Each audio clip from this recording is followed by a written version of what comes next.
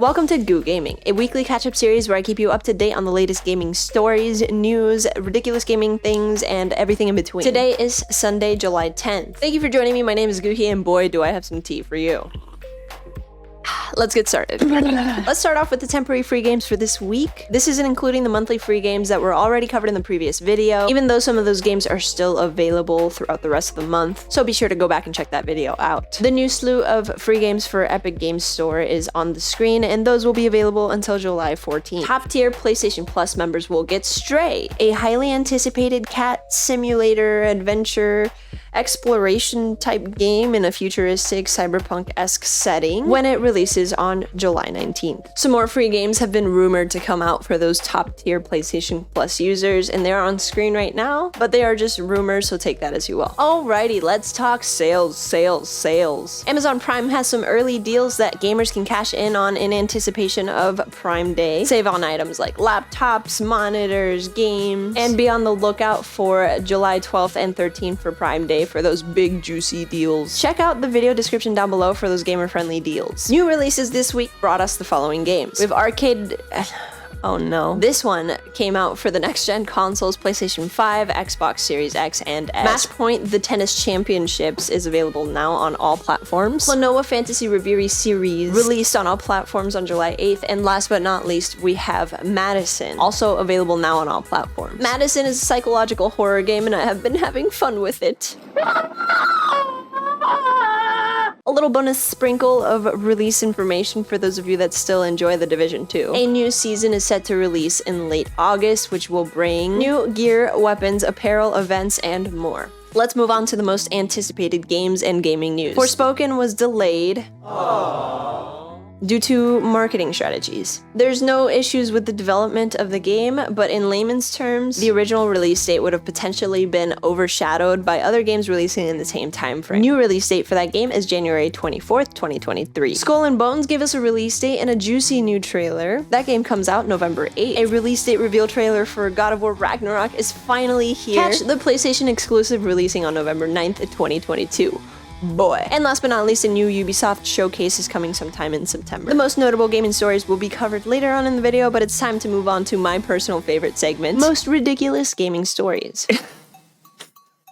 Sonic co-creator Yuji Naka posted a picture which blatantly, unapologetically deletes, blacks out, Sharpies, whatever you want to call it, over another one of his team member / co-creator within the team photo. As you can see, homie has now become an unlockable character. He didn't even attempt to make it less noticeable. This is pettiness at its finest. There's a whole article explaining the drama and everything that led to that. If you want to check it out, it's going to be in the description below. But to be completely honest with you, I didn't want to cover it because I couldn't care less. I just found the photo to be blatantly ridiculous. 1,400 people sang Final Fantasy XIV Close in the Distance. It was edited together so you can hear all of the voices at once, and it is epically glorious.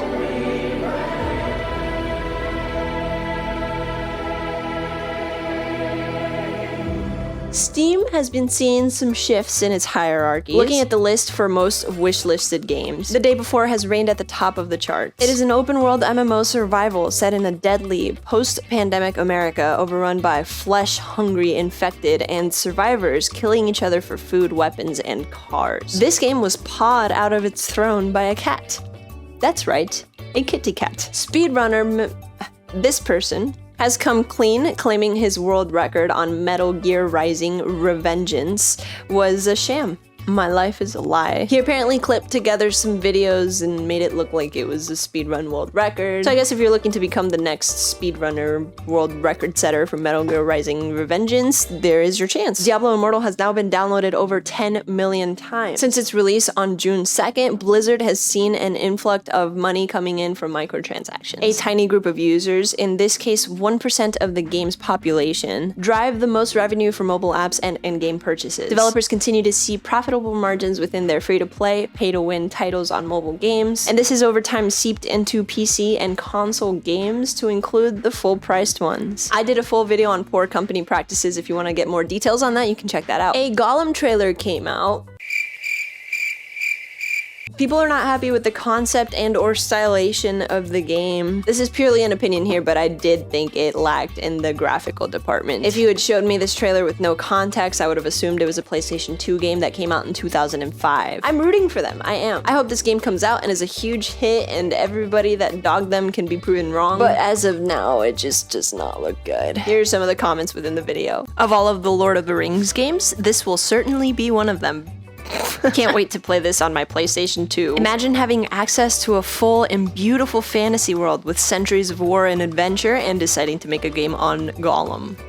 Alright, moving on to notable gaming news stories. Red Dead Online will no longer see any more major updates. RIP. Game servers are still up, so you can still hop in and play, but since there won't be any more content rolling in, you can say bye-bye to a large portion of that online community. A Cobra Kai game was announced and it'll be releasing on all platforms sometime in the fall. Lollipop Chainsaw is expected to see a remake in 2023. I had buried that game deep in the memory banks, so it's nice to see it back in the gaming news highlights. This game is just absolutely ridiculous, and I honestly couldn't tell you if it was good or not. All I remember is lollipops and chainsaws and big boobs. It has been reported that Bungie is working on a Destiny mobile game. Yes, the game that nobody's been waiting for. Xbox Gold is apparently no longer gonna have Xbox 360 games included in its games with Gold starting in October. People are very upset.